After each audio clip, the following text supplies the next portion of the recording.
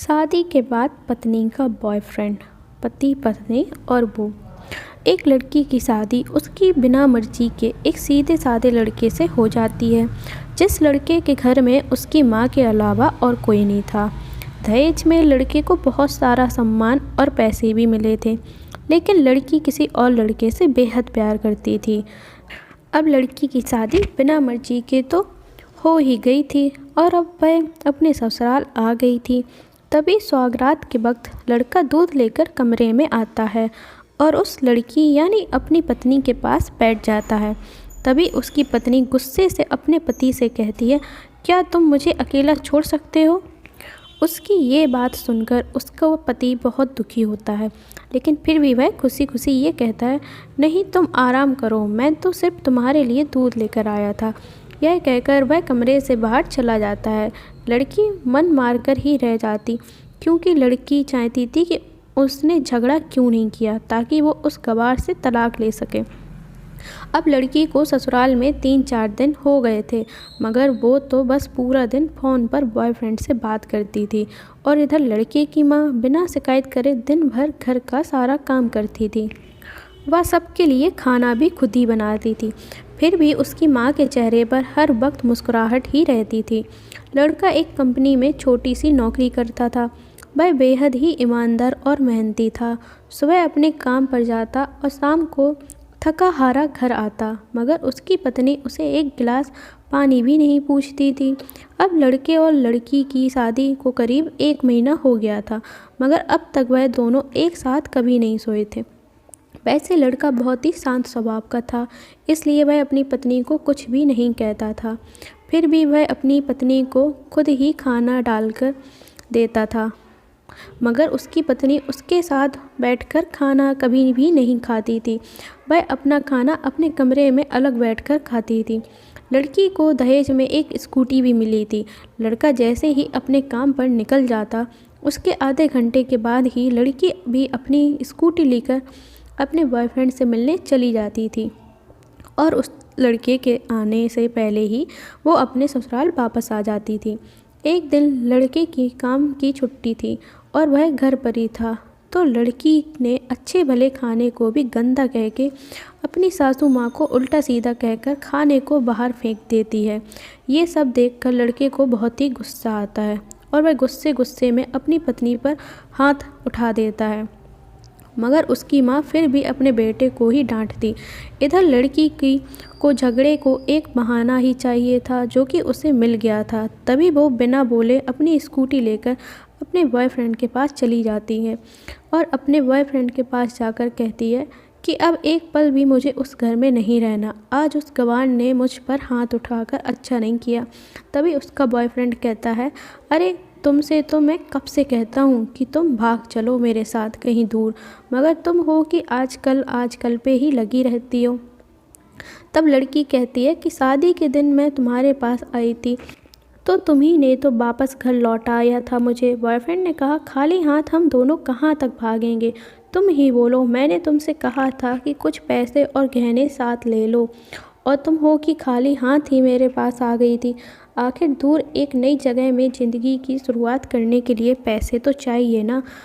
और हाँ, एक बात और, जब भी मैं तुम्हारे पास आता हूँ और तुम्हें छूना चाहता हूँ, तभी तुम्हारे नखरे हो जाते हैं और बस यही कहती रहती हो कि ये प्यार प्रेम शादी के बाद ही होगा। तभी लड़की गुस्सा होकर कहती, हाँ शादी के बाद ही अच्छा होता है ये सब, और मैं तुम्हारी ही तो हूँ। आज भी मैं एक कुंवारी लड़की हूँ और शादी करके भी आज तक उस गवार के साथ एक रात भी नहीं सोई हूँ क्योंकि मैं तुमसे भी प्यार करती हूँ और अब मैं चाहती हूँ कि तुम मुझसे शादी करके मेरी मांग में अपने हाथ से सिंदूर भर दो, फिर मैं पूरी ही तुम्हारी हो जाऊँगी और फिर तुम मुझे अपनी मर्ज़ी से दिन रात प्यार कर सकते हो। तब उसका बॉयफ्रेंड कहता है, तो ठीक है, मैं तुमसे शादी कर लूँगा, मगर तुम कम से कम 5 लाख रुपयों का कल शाम तक इंतज़ाम कर लेना। मैं तुम्हें एक होटल का पता दे रहा हूँ, तुम उस होटल में रात को 10 बजे तक पहुँच जाना। लड़की कहती है, उस गंवार के पास कहाँ होगा पैसा, बल्कि मेरे पापा ने उसे दहेज में 3 लाख रुपए और मुझे कुछ सोने के गहने दिए थे। गहने तो मेरे पास हैं, मगर सारे पैसे उस गंवार ने अलमारी में लॉक कर रखे हैं। मगर मैं जैसे तैसे अलमारी की चाबी लेकर सारे पैसे निकालकर तुम्हारे पास हमेशा हमेशा के लिए आ जाऊंगी। यह कहकर वह लड़की अपने ससुराल पहुंचती है। लड़की ससुराल पहुंचकर अपने पति और सास से लड़ाई करती है और वो उन पर खूब चिल्लाती है, मगर अफसोस वो अकेली ही चिल्लाती रहती है। उसका पति और उसकी सास बिल्कुल शांत रहते हैं। तभी लड़की अपने कमरे में चली जाती है और अचानक उसके बॉयफ्रेंड का लड़की के फ़ोन पर मैसेज आता है कि कब आ रही हो पैसे लेकर। लड़की मैसेज का जवाब देती है, सब्र करो, मैं वक्त पर आ जाऊंगी। तब उसका पति दरवाज़ा खटखटाता है और अपनी पत्नी से कहता है कि खाना खा लो। तभी पत्नी कहती है मैं खाना तभी खाऊंगी, पहले मुझे अलमारी की चाबी दे दो। पति दरवाजे के नीचे से चाबी देकर कहता है यह लो, अपना काम करके खाना खा लेना, क्योंकि अभी तक मैंने और माँ ने भी खाना नहीं खाया है। माँ ने कहा है हम आज साथ बैठकर ही खाना खाएंगे। लड़की कहती है माँ और तुम खाना खा लो, मैं बाहर से खाना खाकर आई हूँ। यह सुनकर लड़का चला जाता है। तभी लड़की जल्दी से चाबी को उठाकर अलमारी खोलती है। अलमारी खोलकर वह उसमें क्या देखती है कि उसमें दहेज के पूरे पैसे 3 लाख और सारे गहने तो रखे ही थे, बल्कि उसमें एक डायरी भी रखी हुई थी। वो उसे खोलकर पढ़ती है तो उसमें लिखा था, प्रिय पत्नी, मुझे और तुम्हारे पिताजी को पता है कि तुम किसी और लड़के से बेहद प्यार करती हो, मगर तुम्हारे पिताजी ने पता लगाया है कि जिससे तुम प्यार करती हो उसकी पहले से भी एक बार शादी हो चुकी है और वह लड़का बहुत सी लड़कियों को धोखा भी दे चुका है।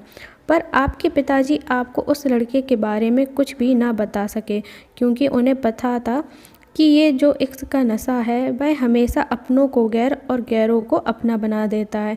इसलिए तुम्हारे पिताजी ने मेरे आगे हाथ जोड़कर ये कहा कि मेरी बेटी का हमेशा ख्याल रखना। एक बाप के मुंह से एक बेटी की कहानी सुनकर मेरी भी आंखों में आंसू आ गए और मुझे यकीन हो गया था कि एक अच्छा पति होने का सम्मान मुझे मिले या ना मिले, मगर एक दामाद होने की इज्जत मैं हमेशा पा सकता हूँ।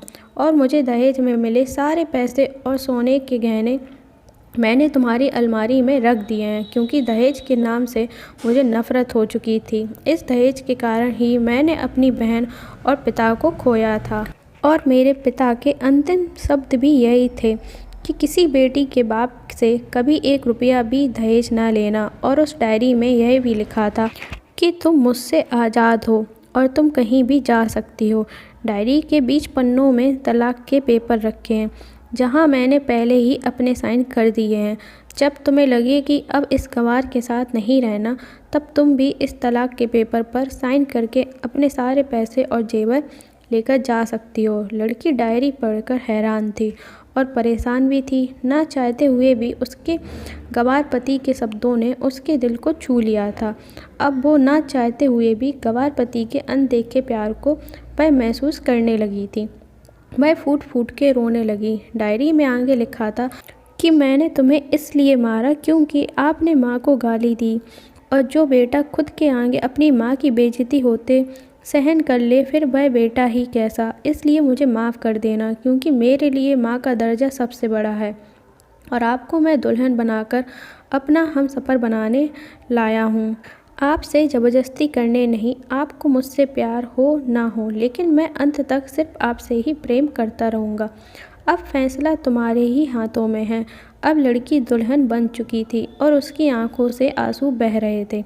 अचानक लड़की के बॉयफ्रेंड का फ़ोन आता है। तब भी गुस्से में लड़की अपने फ़ोन को स्विच ऑफ करके फ़ोन का सिम कार्ड तोड़ देती है।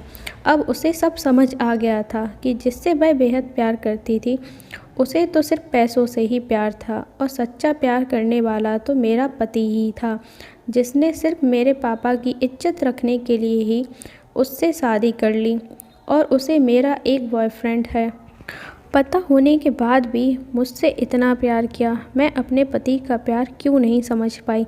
यह सब सोचकर वह रोती रही। फिर उसने रोते हुए अलमारी का सारा सामान जैसा था वैसा ही रख कर ना जाने कब सो गई। अगले दिन उसकी पत्नी सुबह देर से जागी। तब तक उसका पति ऑफिस जा चुका था। तभी पहले नहा धोकर उसने साड़ी पहनी, फिर लंबा सा अपनी मांग में सिंदूर लगाया, जबकि पहले एक बिंदी जैसी साइड पर सिंदूर लगाती थी ताकि कोई लड़का ध्यान न दे और किसी को ये पता न चल जाए कि वह एक शादीशुदा है। मगर आज तो 10 किलोमीटर से भी दिखाई दे ऐसी लंबी और गाढ़ी सिंदूर लगाई थी।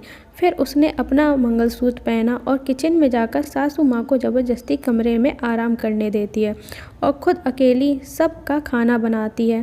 पहले सासू माँ को खाना खिलाती है और फिर अपने पति को फ़ोन करके उसके ऑफ़िस का पता पूछती है।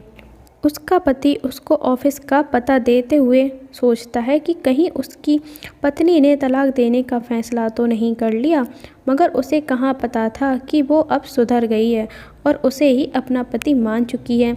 इतने में ही उसकी पत्नी स्कूटी लेकर ऑफ़िस खाना लेकर पहुंच जाती है। पत्नी को देखकर पति हैरान हो जाता है। तभी वह अपनी पत्नी से पूछता है, सब ठीक है ना? माँ ने तुमसे कुछ कह तो नहीं दिया? उसका पति सवाल पर सवाल पूछे जा रहा था। तभी अचानक पत्नी सबके सामने अपने पति के सीने से लिपट जाती है और उससे कहती है कि सब ठीक है, मगर मुझे तुमसे कुछ कहना है। पति कहता है, हाँ कहो। तब पत्नी सबके सामने, आई लव यू मेरे प्यारे पति, I love you for ever. यह सुनकर ऑफिस के सभी लोग हैरान होकर खड़े हो जाते हैं और ज़ोर ज़ोर से तालियां बजाने लगते हैं। तब पत्नी सबके सामने अपने पति का हाथ पकड़ते कहती है कि अब 1 महीने तक मेरे पतिदेव ऑफिस में नहीं दिखाई देंगे। ऑफिस के सभी लोग पूछते हैं क्यों? तब लड़की की पत्नी कहती है, क्योंकि हम दोनों लंबी छुट्टी पर जा रहे हैं। पति पत्नी से कहता है, तुम्हें क्या हो गया? तभी पत्नी पति से कहती है, मुझे तुमसे सच्चा प्यार हो गया है। ये कहकर वह उसके सीने से दोबारा इस तरह लिपट जाती है जहाँ से वो अपने गंवार पति से कभी भी जुदा ना हो पाए।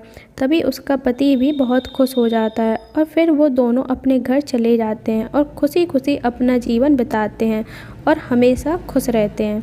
तो दोस्तों, प्यार हमेशा उससे करना चाहिए जो आपसे प्यार करता हो, साथ ही आपकी और आपके परिवार की इज्जत भी करता हो। पैसों से प्यार करने वाला इंसान कभी आपसे प्यार कर ही नहीं सकता है। सही कहा ना? तो वीडियो को लाइक और चैनल को सब्सक्राइब ज़रूर करना। धन्यवाद।